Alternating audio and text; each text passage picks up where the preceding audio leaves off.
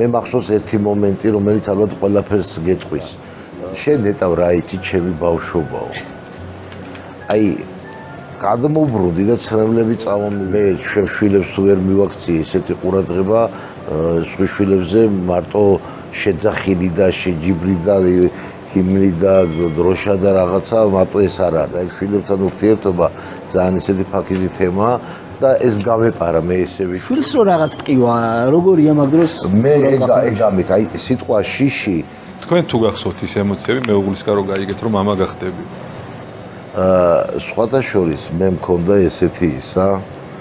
რა არის დასამალი ეხა და როგორც კი შევატყობ რომ ვიღაცა ახალგაზრდები უკვე ჯობნიან და აი ეს мотиваციაც ისეთია რაღაცა ვერთობი ესა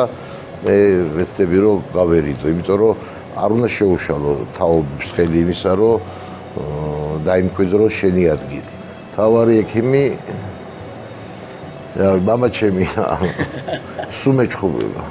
ყველაზე მაგრაზე მეჩხუბება იცი რომ აი როგორ ყოფილხართ აცრემლებული ასეთი რაღაც ცდარი წარმოდგენა ჩემი აზრით რომ კაცები არ დიახ. აუ მეთქი რა მაგარი რაღაცა მოყევი მეთქი ბიძაჩევი მეთქი